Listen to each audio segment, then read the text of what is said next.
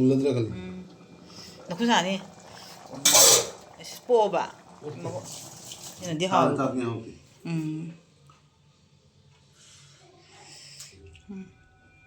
Ay na hapa ini henjan ba maapi. Ay khara thamama. Asi met piro. Masigi video se pung tara do ina hawraga.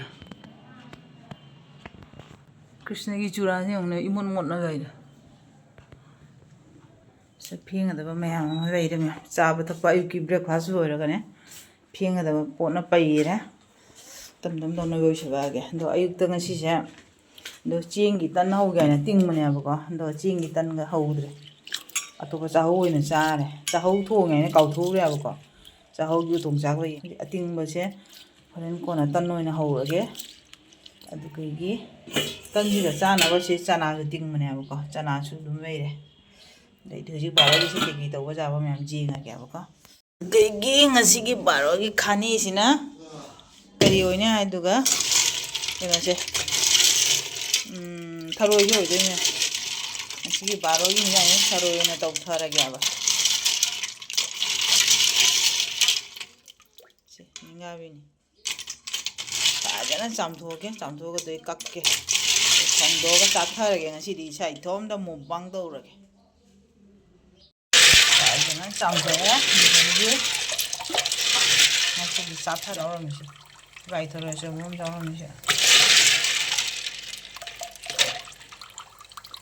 ko se da ka ma aru ga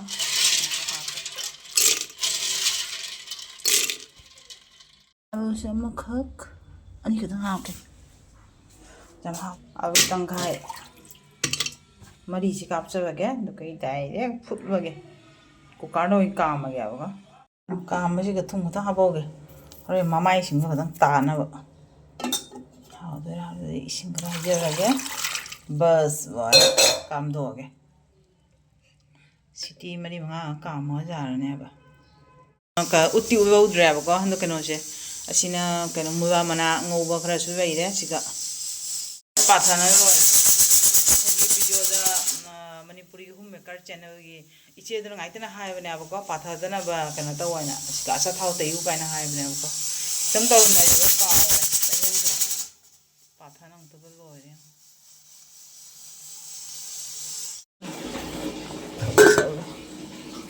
sak so ni chi met thi na bre me tak lagi kena se haru je phajana phuto ko ra ga cham thu ne ba cham thu ko ra ma mai bno lo thu re agi sida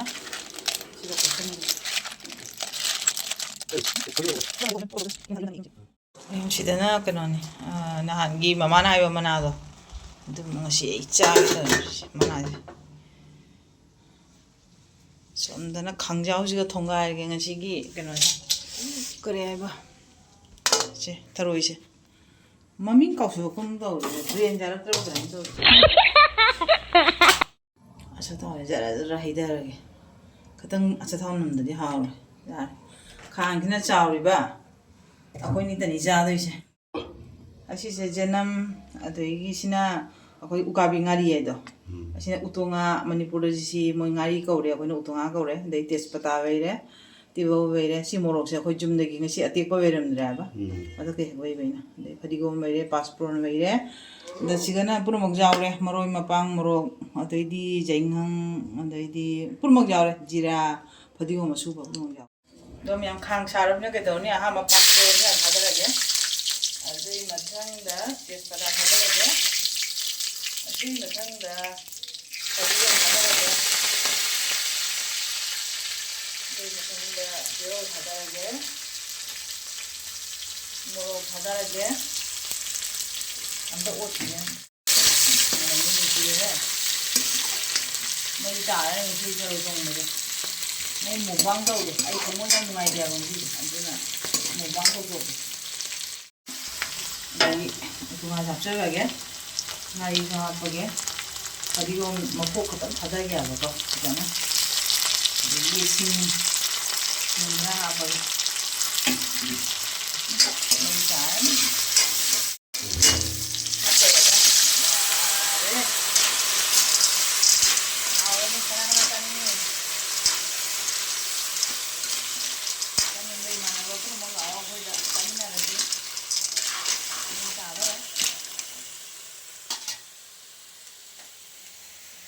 Rồi xin ạ, mời mời bảo không màu giàu này thật dùng màu gì ra cũng màu sủi đấy chị ạ. Ô là cái này mày đi tầng hầu ngô rồi đấy, mày thả xuống. Giờ là bỏ thôi mà nằm được. Mày đi học tôi vậy đi, mày cần nào nữa.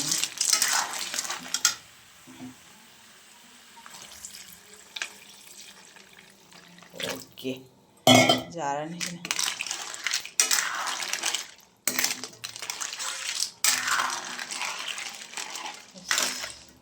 हावगद्रा comment हायो मसीनी मोबांग तो ma'am तो हंगीबा हावगद्रा है ना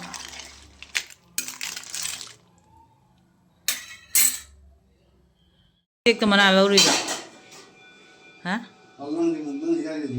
मती का मना लौरा बंगा साइना इन चप्पगा खोटपगा थोंगा पुनवा में बोले अदुगा मुबम दाइले पुरा मुबे बने मुलद्रा कल नखु सानी स्पोबा साने वारे मचुसे उने ख्वाम चादा हारनी मोबांगी चाय थोम न तौथोके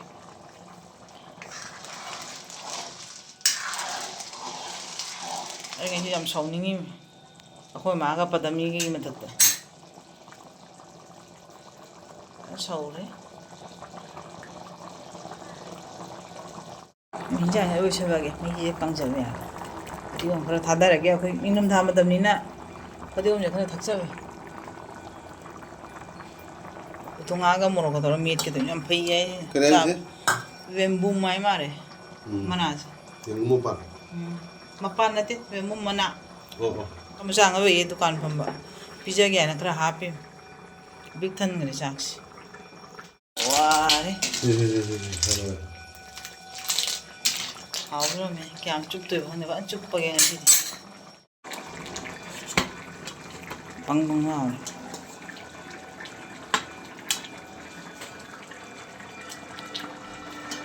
ऐसा क्यों जाऊँ हमारे 야미 작 방언이 좀 비듬 चुप चुप 야 이거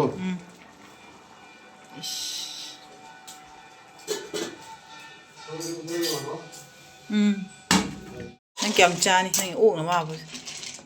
아코니 다니나 강자 온도가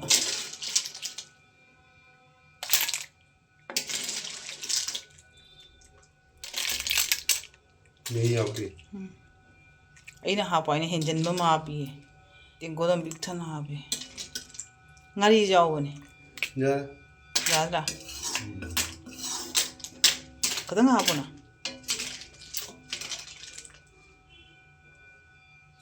야래 오케이 부탁드려게 이거 이 보닝이 시험에 들어네 아 싸게 되고 던 타로이 그래 봐 라이터로 가이 타로이 양 책보도 아주 내가 시도도 있어 싸게 되고 던 싸게 되고 던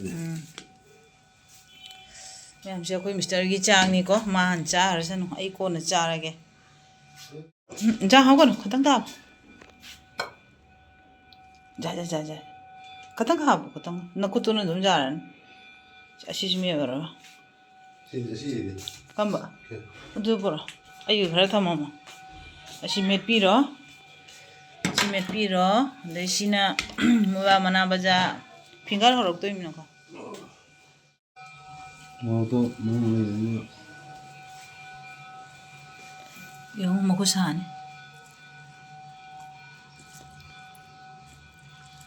नंगना अमी पीमेट बचे वायरल फजन ओइने अखोय कनोंगा इना नंगी अमी पीमेट पंग वीडियो शॉर्ट नोंगा थांगा किबदो अना ते 275 की रगनो जबा मिने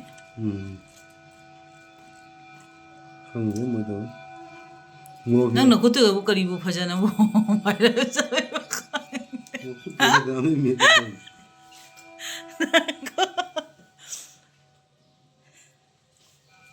뭐지 자노 뭐지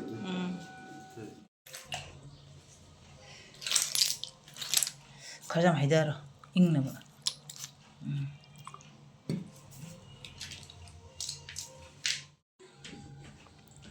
또 왜 익는 나마다 멍멍 나오는 사업은 짜버지는 네 하고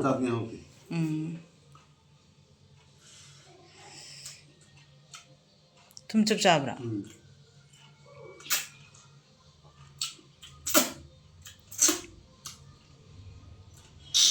Kamay dagi mahauda. Ngồi How era? Dumaira.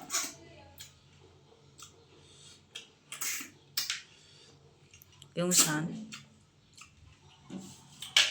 Mẹ mà cha rồi cái anh mua cha thế này mà mà ăn cha rồi sao nó ấy con với amang mà cái phèn đôi kia cái ấy con ina tầm nó cha rồi cái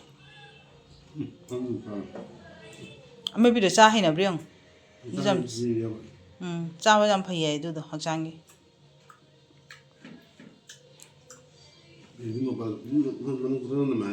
manamdo khogi khoi amayang baga chadra ne phadigom chadra manam adumai dor mai ju manam makhabam ne ba ko mina dugi manam duga chanari ba ado akhoina khang dei di khaga haina re su hana haina ram de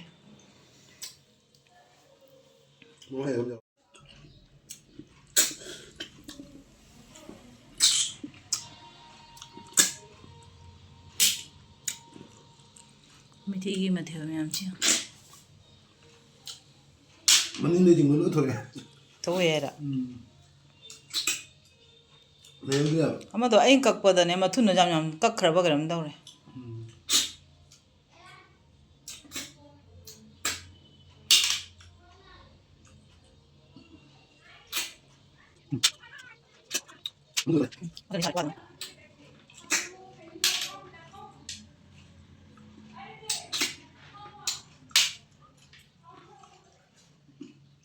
eh na mako ke chikta na maning ne chingei ra Anh mình ăn chừng nhiều. Mình đi chừng nữa thôi. maning no thok pa ha no maning do waw do to ira kanam daw re ba Nó sẽ hiện cái thôi. Pero charo ko Rồi.